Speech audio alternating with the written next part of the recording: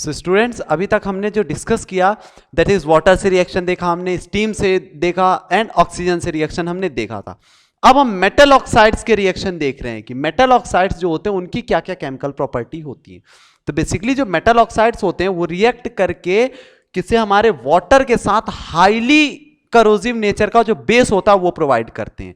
That is जो भी metal oxide होंगे, मेटल ऑक्साइड वाटर से रिएक्ट करके हाईली करोजिव नेचर का बेस प्रोवाइड करते हैं। So most of the metal oxides are insoluble in water. जो भी मेटल ऑक्साइड्स होते हैं, पहले तो मेटल ऑक्साइड के नेचर के बारे में हम जानते हैं कि कोई भी मेटल ऑक्साइड है, सपोज मैंने NaO लिया है कि ठीक है, NaO मेटल ऑक्साइड लिया है मैंने, ठीक है। सो मेटल ऑक्साइड का मैं नेचर डिस्कस करूं यदि कि मेटल ऑक्साइड का नेचर है कैसा, तो चेक करने के लिए हमारे पास क्या क्या चीजें हैं जो कि हमने एसिड बेस एंड सॉल्ट्स में डिस्कस किया था लिटमस पेपर के बारे में।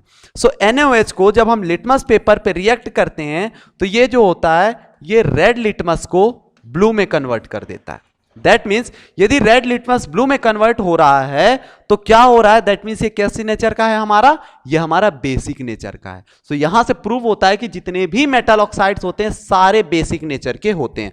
और वहीं यदि नॉन मेटेलिक ऑक्साइड की बात करेंगे तो हम नॉन मेटल्स में देखेंगे कि उनका नेचर कैसा होता है। सो जितने भी मेटेलिक ऑक्साइड्स होते हैं इनको यदि वाटर से रिएक्ट करें तो हाईली बेसिक नेचर प्रोवाइड करते हैं, बिकॉज जो ऑलरेडी ये बेसिक नेचर के हैं वाटर के साथ और ज्यादा रिएक्ट कर लेंगे तो OH निगेटिव बढ़ जाएगा। जब OH निगेटिव बढ़ा दैट मींस बेसिक नेचर बढ़ जाएगा। सो यदि सोडियम ऑक्साइड को हम वाटर के साथ रिएक्ट करते हैं तो सोडियम हाइड्रोक्साइड हमें मिलेगा। और सोडियम हाइड्रोक्साइड क्या होता है, हाईली करोजिव नेचर का होता है, जिसका pH वैल्यू अप्रोक्सीमेट 11 से हमेशा ऊपर ही रहता है। pH वैल्यू 11 से हमेशा ऊपर होता है। अभी NaOH यूज कहां हो रहा है और हम इसे बना क्यों रहे हैं। सो स्टूडेंट्स NaOH जो यूज होता है बेसिकली सोप और डिटर्जेंट बनाने में सबसे ज्यादा यूज किया जाता है और ये बहुत ज्यादा करोजिव नेचर का होता है।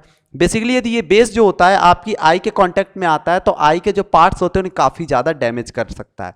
सो ये काफी ज्यादा हैजार्डियस भी होता है। क्लियर है स्टूडेंट। सो मेटल ऑक्साइड को हम वाटर से रिएक्ट करते हैं तो मेटेलिक हाइड्रोक्साइड बनाता है जो कि हाईली बेसिक नेचर का होगा। कैसा होगा, हाईली बेसिक होगा ये।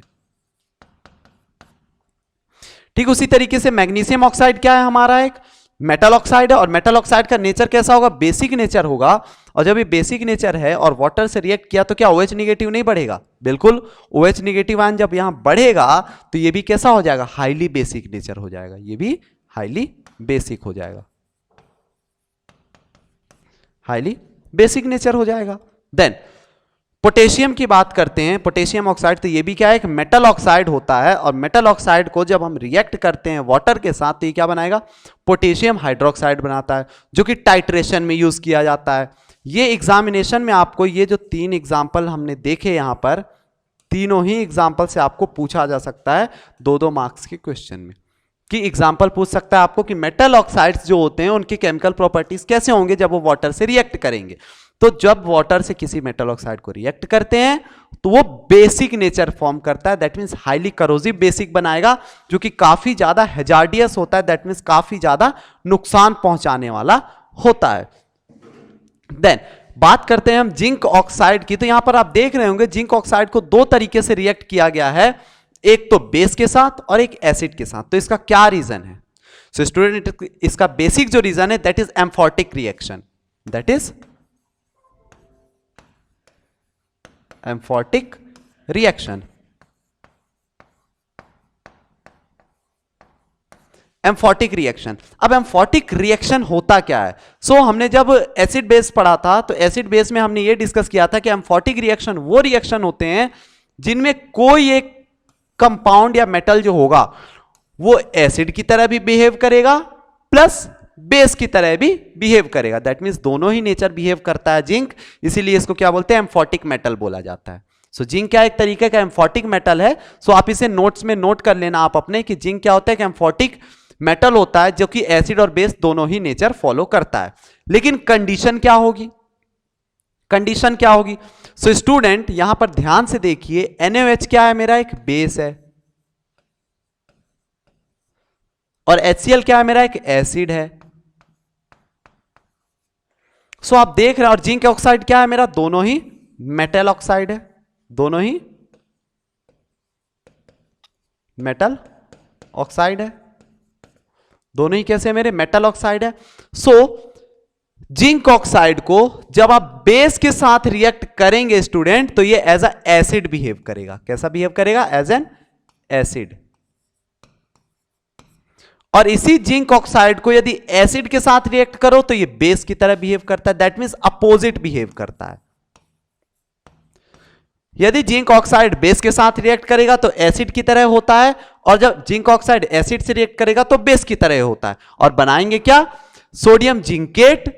जब वो सोडियम हाइड्रोक्साइड से रिएक्ट करेगा दैट मींस बेस से, और एसिड से रिएक्ट करेगा तो जिंक क्लोराइड, जो कि एक सॉल्ट होता है, जो कि क्या होता है? सॉल्ट होता है, प्लस वाटर प्रोड्यूस करता है दोनों ही केस में। इसको हम बोलते हैं एम्फोटिक रिएक्शन।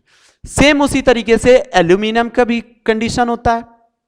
जो एल्यूमिनियम होता है, एल्यूमिनियम के भी ऑक्साइड्स क्या होते हैं? एम्फोटिक ऑक्साइड की तरह बिहेव करते हैं, जो कि एसिडिक और बेसिक दोनों ही रूल फॉलो करेंगे।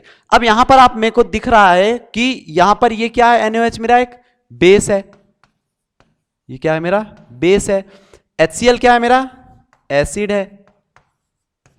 जब मैंने बेस को और एसिड को रिएक्ट किया एल्यूमिनियम ऑक्साइड के साथ, जो कि क्या है? मेरा मेटल ऑक्साइड है। मेटल ऑक्साइड है।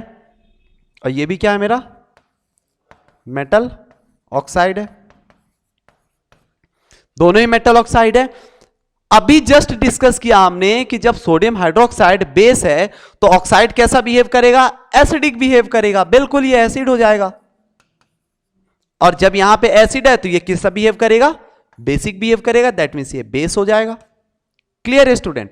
सो जब भी कोई भी मेटल का ऑक्साइड बेस से रिएक्ट कर रहा हो और एसिडिक बिहेव कर रहा हो तो वो एम्फोटिक रिएक्शन में आता है, बिकॉज दोनों ही कंडीशन में क्या होते हैं? ये एसिड और बेस का रूल फॉलो कर सकते हैं। सो बात करते हैं रिएक्शन के लिए, तो यहां पर सोडियम एल्यूमिनेट बनाता है जब हम उसको बेस के साथ रिएक्ट करते हैं, और एल्यूमिनियम क्लोराइड जो कि एक सॉल्ट फॉर्म करता है जब हम उसको एसिड से रिएक्ट करते हैं। तो ये बेसिकली कुछ हमारे रिएक्शंस थे जो कि मेटल ऑक्साइड के साथ था, जो कि एम्फोटिक रिएक्शन के नाम से भी जाना जाता है। एग्जाम में पूछा जाता है 3 मार्क्स का क्वेश्चन, जो कि बोर्ड एग्जाम में भी रिपीटेड क्वेश्चन हुआ है। 3 मार्क्स में पूछा गया हमेशा कि एम्फोटिक ऑक्साइड कौन से होते हैं, और एम्फोटिक ऑक्साइड्स में रिएक्शन बताने के लिए तो आप एल्यूमिनियम ऑक्साइड और जिंक ऑक्साइड दोनों ही लिख सकते हैं एम्फोटिक रिएक्शन में।